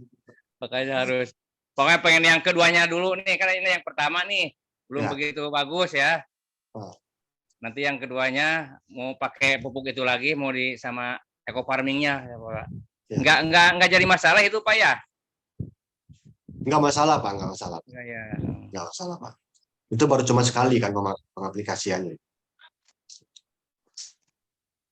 Ya Pak, terima kasih Pak atas sarannya juga Pak. Sama-sama Pak, semangat terus ya Pak ya. Juga kedepannya jadi biar pada sukses bersama lah. Amin. Sama leader itu juga biar kami ini Kalau Amin, itu amin. udah gula, aduh mudah-mudahan ya. Amin, amin. Oke Pak, baik Pak. Terima kasih banyak ya Pak ya. Ya, sama-sama. Ya, terima kasih kepada Pak Assalamualaikum. Haji. Assalamualaikum. Waalaikumsalam. Waalaikumsalam. Wah, Pak Haji nih. Waalaikumsalam. Sehat Pak Haji. Sehat, alhamdulillah. Ya. Mantap. Ya, boleh ini langsung ngomong? Boleh Pak, Silakan, boleh Pak, Pak. silakan Pak. Ya, selamat malam semuanya. Saya mohon maaf nih agak terlambat ngikutinnya. Ya, Tapi saya sedikit berikan pencerahan aja Ya Pak. terhadap apa yang sudah saya dapatkan gitu. Jadi PT BES ini punya produk pupuk. Banyak tuh pupuknya, ada eco farming, ada fotosintesa, ada eco plant protector, dan ada pilostrolilis, ya kan? Nah, masing-masing pupuk ini punya bisa digunakan secara tunggal, kan gitu kan? Ada yang diperuntukkan untuk tanahnya, ada yang diperuntukkan untuk tanamannya seperti fotosintesa dan sebagainya. Nah, karena banyaknya pupuk ini, ya kan, kebetulan saya dapatkan di pelatihan itu, karena banyaknya pupuk ini, maka kalau mau mengkombinasikan penggunaannya, ya kan, kombinasi penggunaannya itu malah PTBS itu istilah di PTBS itu namanya base farming. Jadi base farming itu adalah kombinasi penggunaan berbagai pupuk yang ada di PTBS itu untuk satu tanaman, ya kan? Ya. Maka secara umum di dalam buku yang lama itu eco farming itu punya mekanisme sendiri, prosedur sendiri sesuai dengan tabel itu, ya kan? Kita kan sudah punya tabel itu, Bu Karina. Jadi 40% daripada eco farming itu diperuntukkan untuk tanahnya. Jadi untuk mengolah tanahnya, tentu tanah itu sudah paling tidak sudah diberikan juga pupuk-pupuk kandang dan sebagainya, karena fungsi daripada eco farming bakterinya itu adalah untuk merubah nitrogen itu, merubah nitrogen yang ada pada tanaman atau kotoran hewan itu menjadi unsur hara yang dibutuhkan tanaman, ya kan? Setelah itu prosedurnya sesuai dengan tabel itu 15 hari sekali, 30, 45 dan seterusnya. Itu kan untuk menyemprotkan kepada batang dan daunnya agar kita berikan makanan itu melalui batang dan daun. Kalau yang tadi 40% itu kita berikan makan melalui tanahnya atau akarnya gitu. Nah, karena tadi Pak Remo sudah menyampaikan bahwa fungsi daripada eco farming itu juga bisa menangkap nitrogen yang ada di udara sebagai sumber gizi dia juga, ya kan? Benar. Nah, itu prosedur tunggal eco farming. Nah, sedangkan prosedur base farming itu adalah kombinasi dari berbagai pupuk yang ada. Nah, prosedur daripada prosedur operasionalnya SOP, standar prosedur operasional penggunaan base farming itu ada dalam guidebook kita untuk seluruh tanaman. Untuk lengkap tanaman. Ya Pak ya? Lengkap. Ya. Jadi pertama dia gunakan memang eco farming untuk tanahnya. Nah, setelah itu dia semprotkan juga pada dia semprotkan juga eco plant protector yang dicampur dengan fotosintesa, ya kan? Terus beberapa lama sebagainya. Setelah tanaman itu besar, terutama untuk tanaman keras, dilakukan dengan pilostrolilis. Jadi dan demikian mitra-mitra yang hadir hari ini, tadi Pak Raymond juga lebih baik. Tentu apa yang ada di dalam buku itu harus dikombinasikan dengan pengalaman kita. Ya kan, tentu Pak Raymond tadi kan dengan berbagai pengalamannya itu menceritakan bahwa kadang-kadang teorinya kan tidak sama dengan praktek kan gitu. Benar. Jadi Pak Raymond tadi menceritakan lebih banyak praktek, tetapi saya berharap dari kawan-kawan itu milikilah buku tentang guidebook daripada best farming, ya. Guidebook itu sebagai standar untuk mengkombinasikan berbagai produk PTBS itu untuk tanaman kita. Untuk seluruh tanaman ada. Untuk seluruh tanaman ada. Jadi kita kombinasikan eco farming, fotosintesa, eco plant productor, bahkan sampai kepada phylloxera untuk satu tanaman, ya. Jadi tentu dikombinasikan juga lah dengan pengalaman-pengalaman yang disampaikan oleh Pak Raymond tadi. Barangkali itu yang saya urung rembuk lah di dalam rangka kawan-kawan untuk tidak salah, karena apalagi kita ini akan kadang-kadang ada download dan sebagainya, kadang-kadang hasilnya bagus kita demplot. Nah, kadang-kadang petani itu tuh ngomong kurang bagus hasilnya karena dia tidak mau bayar pupuk kita yang didemplot tadi. Itu akal itu, nah itu modus namanya kan. Modus, makanya modus itu. Jadi karena itu saya sarankan untuk mengurangi demplot itulah. Karena hampir demplot itu banyak kekecewaannya kita. Akhirnya juga pupuk kita menjadi image-nya kurang bagus nanti kalau kita benar Pak Haji. Karena mereka itu kadang-kadang cenderung tidak, petani-petani itu juga cenderung untuk tidak membayar. Jadi akal-akalnya tuh. Jadi kalau mau udah jadi mitra lalu kemudian dia pakai produknya. Kan dia masih bela-belain lagi tuh nanti. Kan itu bedanya gitu. Ya. Saya kira itu Pak Raymond masukan saya, karena yang saya dapatkan ketika pelatihan di Purwakarta, kebetulan saya latihan itu sama Ibu Ratu tuh, leadernya Pak Raymond gitu kan. Iya. Untuk beberapa tanaman dan sebagainya. Jadi istilah best farming itu bukan pupuk, tapi kombinasi berbagai standar operasional semua pupuk yang ada di PTBS itu namanya best farming. Penjelasannya ada di dalam guidebook pertanian yang sudah diperbaharui. Terima kasih Pak Raymond. Terima kasih Pak Haji, masukan-masukan Pak Haji, terima kasih. Artinya memang benar kata Pak Haji tadi itu, kita lebih coba untuk mendapatkan buku tersebut karena di situ panduannya sudah lengkap semuanya. Panduannya sudah lengkap. Jadi perpaduan dari pupuk yang ada di PTBS itu tuh sebenarnya memang karena kita bicara best farm, kita bicara eco farming premium, kita bicara eco farming fotosintesa. Dari 3 item ini yang tidak ada sama semua, tidak ada mencukupi semua kandungannya. Ada sama best farm, tidak ada sama eco farming. Dan tidak ada juga sama fotosintesa kandungannya. Ada sama fotosintesa kandungan A-nya nggak ada sama best farm. Kandungannya A-nya nggak ada sama eco farmingnya. Jadi disitulah perpaduan best farming itu tuh mengisi kekurangannya. Jadi disinergikan lah bahasanya Pak Haji ya, disinergikan. Disinergikan. Jadi sesuai dengan SOP-nya sehingga apapun jenis tanaman itu bisa semua diaplikasikan. Sekali lagi terima kasih banyak Pak Haji saran-sarannya tadi. Mungkin buat rekan-rekan kita juga yang belum memiliki buku guidebook tadi itu, setidaknya itu jadi panduan buat kita nantinya. Ada sinyal ya. Sinyal ada ini. Sinyal ada ini. Ya, sekali lagi terima kasih banyak ya Pak Haji atas saran-sarannya tadi. Ya, baik. Jadi hasil pengamatan daripada tim ahli di PTBS itu bahwa eco farming itu memang cenderung kepada memperbaiki struktur dan tekstur tanah, kemudian menumbuh karena dia mengandung bakteri, sebagainya.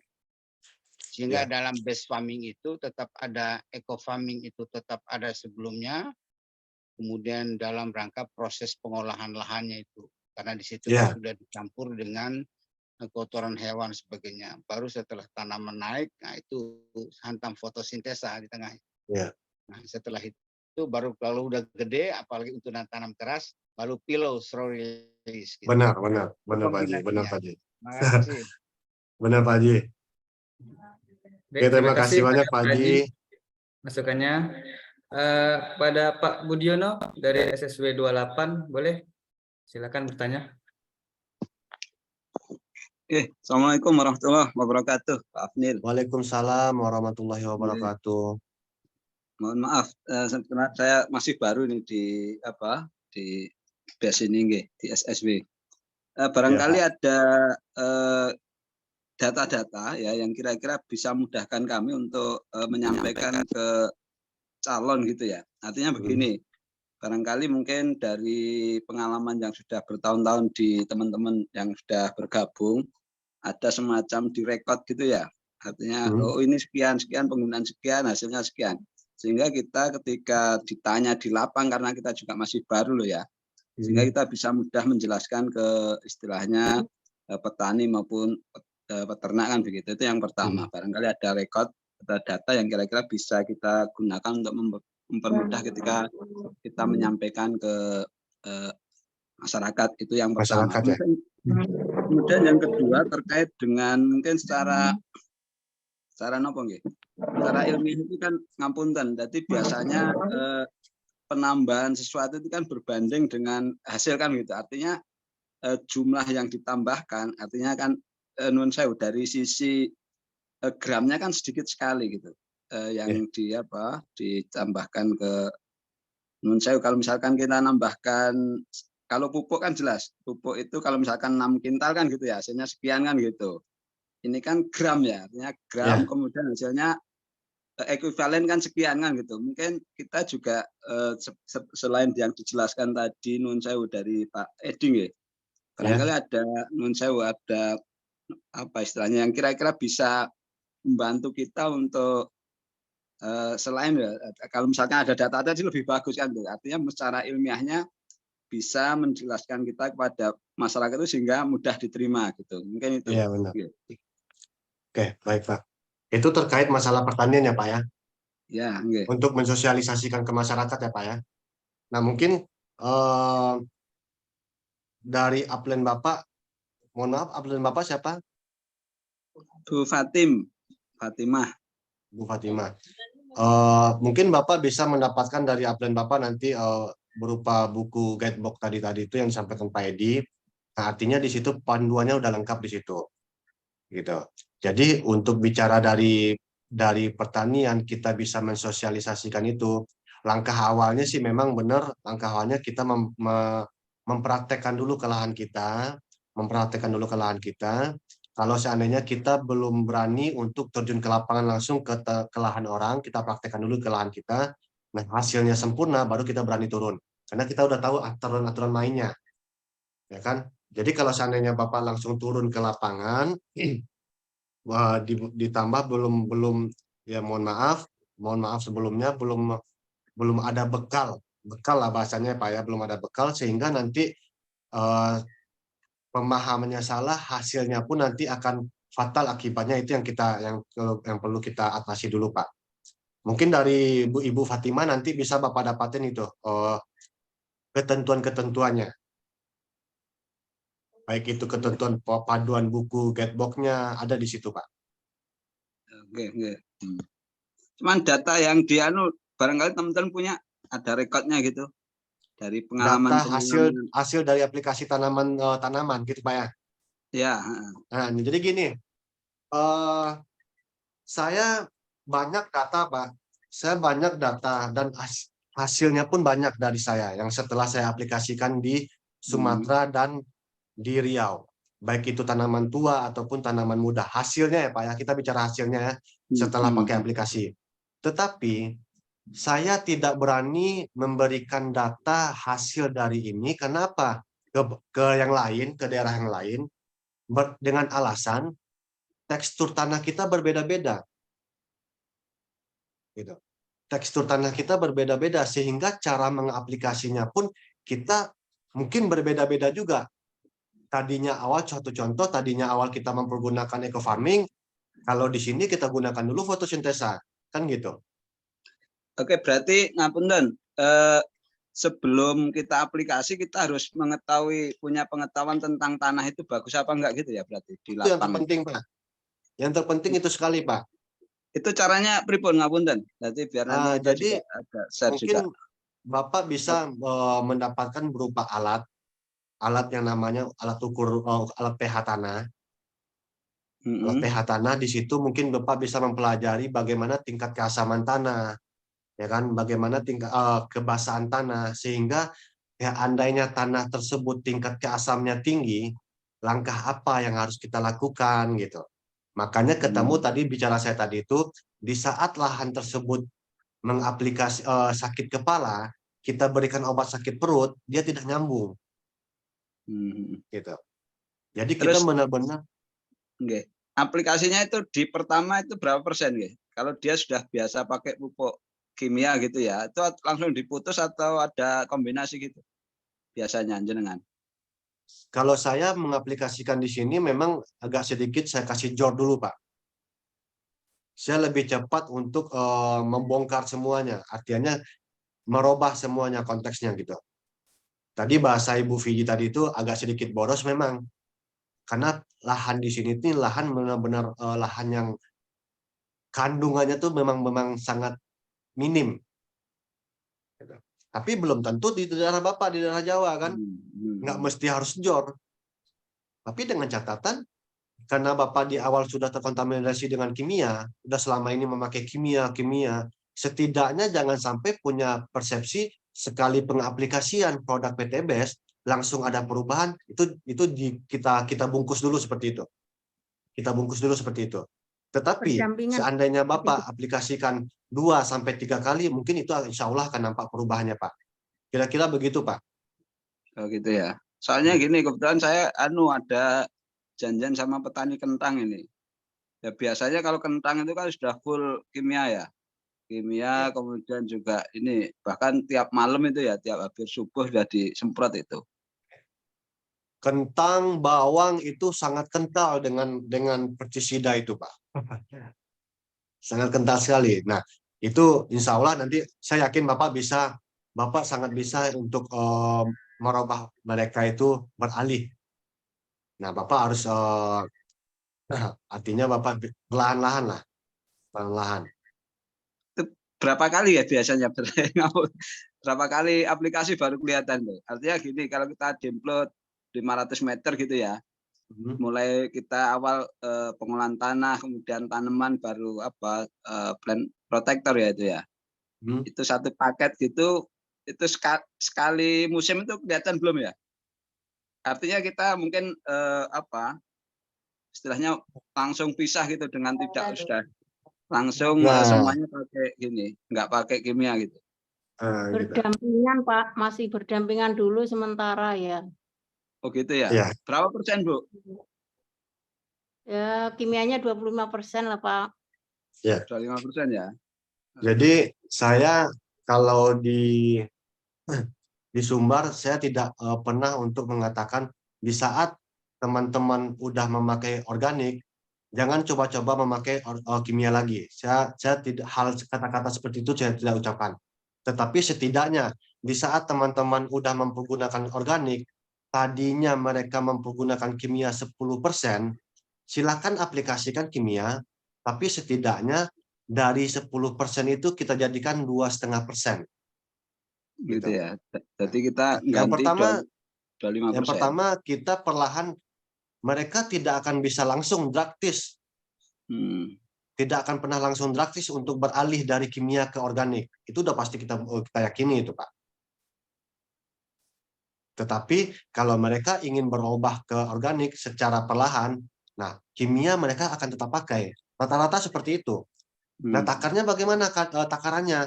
Ya misalkan tadinya 10 karung lah atau 5 karung lah kimia. Nah sekarang kita gunakan 2 karung. Saya selalu menerapkan seperti itu. Dan di saat pengaplikasiannya, di saat dulu udah diaplikasikan dengan organik, itu benar-benar dikasih spare waktu. Bahkan saya memberi spare waktu itu bahkan sampai 1 minggu baru gunakan kimia kalau mereka tidak bisa melepaskan kimia secara drastis gitu. Wah, ada jeda ya berarti ya? Nggak bersamaan ya?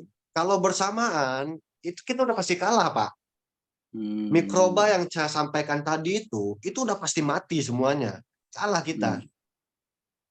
Organik gitu. Ya. Berarti ada jeda minimal berapa? Seminggu tadi ya? Seminggu. Kalau saya minimal seminggu saya kasih, Pak. Benar-benar udah terurai lah semuanya gitu.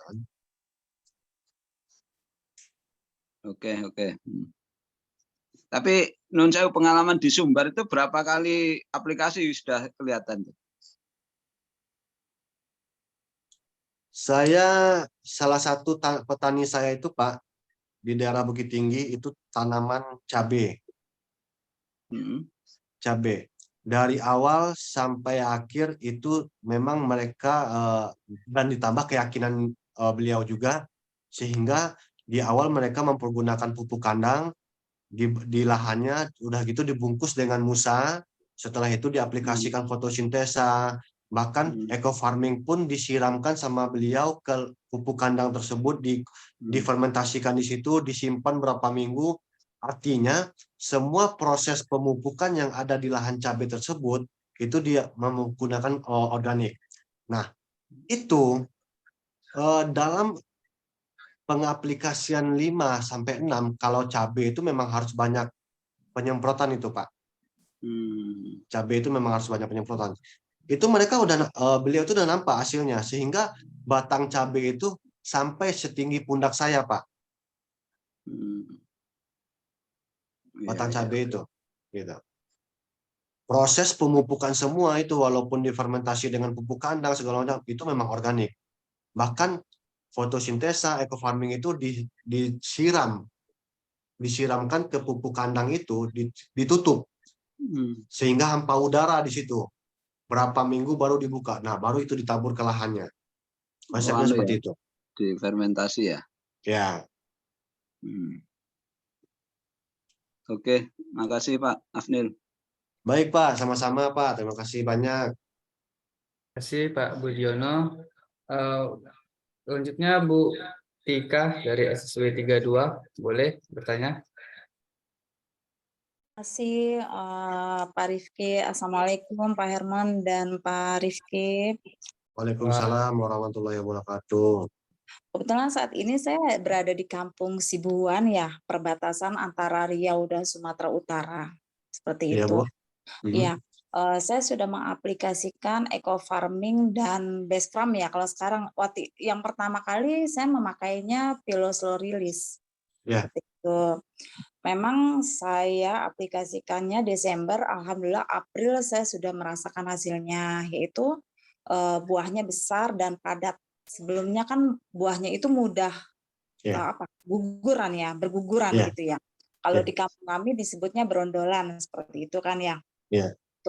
Tapi selama saya aplikasikan dengan eco farming dan slow release, alhamdulillah buahnya besar dan padat seperti itu. Ya, ada beberapa sih banyak yang melihat hasil dari yang sudah saya aplikasikan pupuk itu kan. Tapi memang di kampung kami memang saingan pupuk itu berat ya seperti itu. Bu. Banyak pupuk-pupuk yang baru seperti itu. Benar-benar. Gitu. Dan saat ini saya sedang dihadapkan dengan kalau misalkan ada sawit jantan seperti itu. Kan saya alhamdulillah kebun orang tua saya kan lebih banyak yang betina gitu ya. Iya. Jadi pesaing saya ini saya diharuskan dihadapkan dengan sawit jantan seperti itu. Saya cuma mau tanya aja apa yang saya lakukan seperti itu Pak Hermon. Takutnya saya kan salah melangkah ya, salah menjawab. Karena kalau untuk di kebun saya itu kan baru merasakan hasilnya itu 3 bulan. Pas bulan April itu kami benar-benar merasakan hasilnya seperti itu. Tapi kalau saya harus berhadapan dengan sawit jantan itu sebelum pernah seperti itu. Seperti aja sih Pak Hermon, Pak Rifki. Makasih banyak nih sebelumnya. Assalamualaikum warahmatullahi wabarakatuh. Waalaikumsalam warahmatullahi wabarakatuh. Baik Ibu, mungkin sawit jantan yang Ibu maksud itu mungkin berapa persen yang ada di situ. Tapi banyak sih asumsi dari rekan-rekan tani kita itu sawit jantan itu memang sangat tipis untuk dia untuk produktif dia ya Bu ya. Kira-kira seperti itu ya Bu ya. Sebenarnya itulah sawit jantan itu sebenarnya dia masih bisa menghasilkan buah. Dia bisa produktif Bu. Dia bisa produktif. Tetapi bagaimana perlakuan kita? Kalau perlakuan kita itu benar-benar kita benar-benar kita sesuaikanlah kebutuhan yang diinginkan sawit jantan tersebut. Karena sawit jantan itu bagian istilahnya kalau di sini namanya sawit pestifera, Bu. Jadi saya mengambil contoh pada saya sendiri ya, Bu ya. Saya ada mitra saya di Duri, di Duri itu rencana sawitnya itu mau ditebang, Bu. Sawitnya jantan mau ditebang. Ternyata di saat saya hanya iseng-iseng, saya datang ke lahannya, saya lihat di sekitarnya, saya aplikasikan dengan 3 titik. Satu pokok itu 3 titik saya kasih. Kebetulan saya bawa 1 dus. Saya kasih 3 titik dan habis itu saya balik. Selang berapa bulan komunikasi terbangun lagi dari rekan saya. Ternyata sawit tersebut bangun. Artinya bangun itu menghasilkan. Jadi hal itu membuat kita, artinya Ibu jangan sampai bahasanya kalah dengan mereka-mereka yang menjual pupuk lain ataupun segala macamnya. Tetapi kalau Ibu memang ingin mendapatkan hasil yang baik terhadap sawit jantan tersebut, Ibu pepet terus, bahasanya Ibu pepet terus, Bu. Ibu aplikasikan yang namanya bagaimana cara Ibu mengaplikasikan pupuk tersebut ke lahan Ibu, begitu juga Ibu aplikasikan ke lahan yang sawit jantan tersebut. Kalau itu punya bagian dari keluarga Ibu nggak apa-apa memberikan secara cuma-cuma. Bahasanya untuk berapa itu, untuk pembuktian dulu. Gitu. Kalau itu lahannya punya kepemilikannya milik orang, gitu kan, artinya Ibu berani memberikan suatu percobaan lah, demplot lah. Gitu. Tapi dalam konteks seperti ini, Ibu nggak usah harus mundur, Ibu nggak usah harus bagaimana dengan menyikapi seperti itu. Jalanin aja, kadang di sisi lain Ibu udah menang. Dalam artian udah menang itu hasil dari sawit Ibu yang Ibu aplikasikan pupuk PTBS nampak sama masyarakat sekitar gitu. Walaupun prosesnya dari bulan Desember sampai bulan Maret, tapi hasilnya kelihatan. Artinya apa? Artinya kan dari pupuk kita PTBS ini kan nggak main-main, dia memberikan produktif terhadap batang pokok tersebut, Bu. Mungkin gambarannya seperti itu. Ibu dengan Ibu siapa tadi? Saya dengan Tika. Ibu Tika ya? Ya. Ya, Ibu Tika. Nah, lahan sawit jantan ini lahan sawit dari lingkung keluarga Ibu atau bagaimana, Bu? Oh, bukan. Kebetulan memang ada di kebun kami ada tetangga ya gitu. Karena kan setelah saya kenalkan Base Farm ini, ya biasalah banyak lah yang ngiri atau apa gitu. Jadi dia memperkenalkan lagi pupuk yang lainnya gitu. Jadi saingan pupuk itu berat kan gitu ya, seperti itu. Iya, Bu. Jadi saya dihadapkan sama mereka itu dihadapkan yang jantan. Saya tahu ini jantan seperti itu. Yang susah dikasih ke Ibu ya, Bu ya. Ya seperti itu lah. Berarti mereka udah kalah, Bu. Artinya udah kalah, udah nggak tahu lagi langkah-langkah apa yang harus diinin. Tapi insya Allah ya, Bu ya, insya Allah Bismillah, sawit pesifera itu atau sawit jantan itu dia bisa produktif kok, Bu. Oh gitu. Dia bisa produktif gitu. Itu salah satu contoh yang saya hadapi di daerah mitra saya di daerah Duri. Artinya cuman dari kandungan brondolannya, dari kandungan minyaknya, kalau bicara seperti itu memang relatif sedikit dia, Bu. Relatif kecil. Brondolannya kecil-kecil, kandungan minyaknya sedikit gitu, Bu. Oh, gitu Sawit ya. pesiferanya seperti itu karakternya. Tapi dia berbuah. Nah, permasalahannya kan asumsi dari rekan-rekan kita ini yang namanya sawit jantan ini udah nggak bisa apa-apain gitu. Udah dikategorikan sawit ini udah apa namanya, nggak bisa produktif gitu. Dan di lingkungan Ibu, walaupun mereka itu ada menjalankan produk lain, ada yang penting pada prinsipnya kita menjalankan sesuai dengan syariatnya, sesuai dengan SOP-nya, dan kita tidak membunuh karakter, dan kita tidak menjalankan produk lain. Artinya suatu percobaan yang kita terapkan ke lahan tersebut dengan hasilnya memuaskan, itu bagian dari bukti kita terhadap mereka. Salah satunya di lahan Ibu. Nah, ini tantangan Ibu di lahan rekanan Ibu yang terkhusus pada sawit jantan. Ibu coba aja. Kalau perlu Ibu jor makanya, Bu. Iya, ya Pak.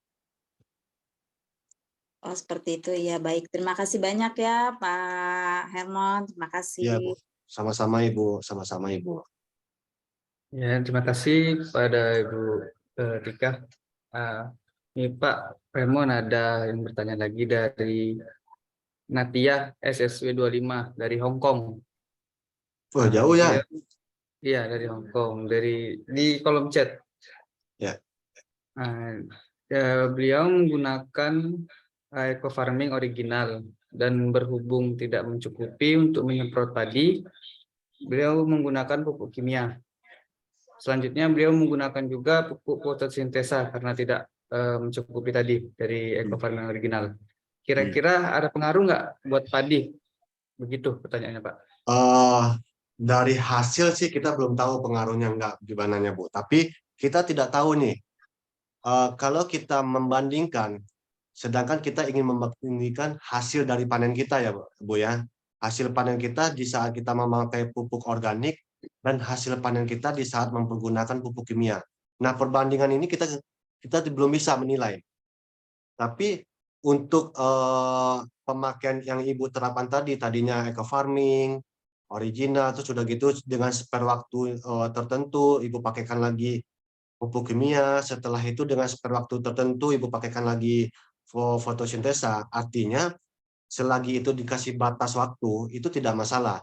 Tapi hasilnya kita tidak tahu mana yang lebih kuat bekerjanya, pupuk kimia atau pupuk organik gitu. Kira-kira gitu ya Ibu Nadia dari Hong Kong ya. Iya Pak, iya. Ini memang untuk lahan ya Pak, maaf. Untuk lahan saya itu disemprot ya biasa pakai eco farming karena yaitu pupuknya tidak mencukupi. Terus di H7 saya memang masih menggunakan kimia gitu ya. Setelah itu di H14-nya itu saya sudah menggunakan fotosintesa seperti itu loh Pak. Itu kira-kira memang terjeda 1 minggu gitu. Itu ini memang baru kali ini lagi biasanya pakai eco farming terus gitu. Nah, ini kehabisan gitu jadi mencoba untuk memakai fotosintesa gitu loh Pak. Ini kira-kira ini saya juga masih belum tahu mau bagaimana gitu dan apa kira-kira ada masalah apa enggak gitu nantinya Pak. Masalahnya cuman gini aja Bu, di saat nanti hasil panennya Ibu bagus atau hasil panennya banyak, kita tidak tahu hasil panen itu dari kerjanya mana nih, dari kerjanya organik atau dari kerjanya kimia, gitu Bu. Di saat itu panennya bagus, ya kan? Ini berkat apa nih? Berkat eco farming atau fotosintesa, berkat eco farming dan fotosintesa, ataukah berkat dari kimia tadi? Kita nggak tahu. Kalau hasilnya panennya menurun, memang sangat menurun, kita juga tidak tahu ini ulahnya eco farming kah dan fotosintesa kah atau ulahnya kimia. Itu aja sih Bu kalau saya menangkap Bu. Tapi kalau memang kita makanya kita berharap kita mengaplikasikan pupuk apapun pupuk kan berharap dengan konteks hasil panen yang meningkat. Kan gitu. Tapi kerjanya siapa nih gitu Bu? Kerja kimia kah atau kerja organik kah gitu? Ini memang saya belum terlepas dari kimia ya Pak. Ini ya memang susah sih ya di daerah saya itu tanahnya agak keras juga. Jadi memang belum terlepas dari kimia. Tapi ya itu saya menggunakan kimia itu di H7-nya saja itu. Setelah itu saya sudah langsung pakai ke organik itu Pak. Mulai dari saya gabung di PTBES, saya menggunakan kimia cuma di H7 sampai sekarang. Tapi seandainya permasalahannya di situ aja sih Bu. Kalau untuk hasil, kalau kita sebagai si pelaku petaninya, kalau tidak menentukan yang kita tuju hanya target kita satu, bagaimana menciptakan hasil yang berlimpah lah, hasil yang baik.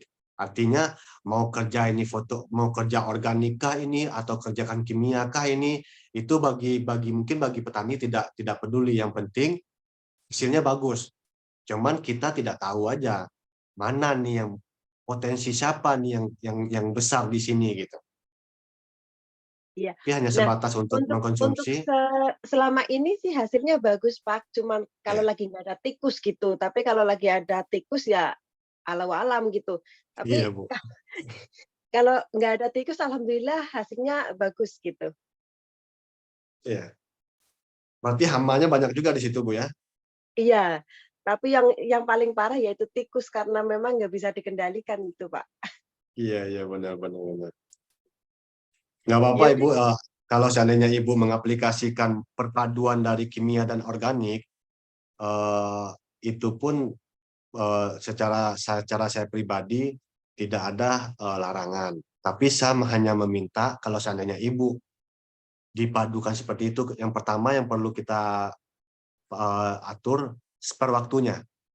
Seperwaktunya bagaimana caranya agar tidak berdekatan pengaplikasiannya, sehingga kandungan mikro yang ada di organik tadi itu tidak mati dia. Gitu, Bu. Kasih waktu. Mau hasilnya harapan kita kan hasilnya baik semua, bagus semua nanti ke depannya hasil panennya. Ya kan gitu, Bu ya? Iya. Nggak apa-apa, Bu, lanjut aja, Bu. Iya, oke. Tapi kalau Terima bisa kasih, Pak Remon.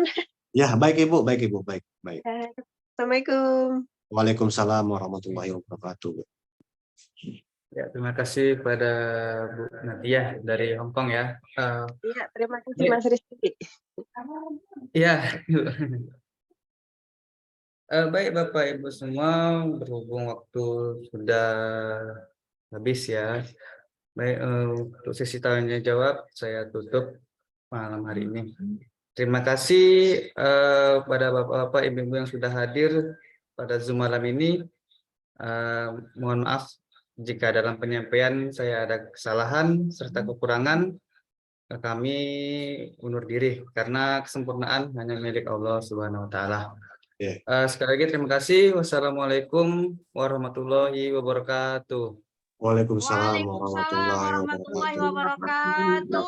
Saya kembalikan kepada Rizal.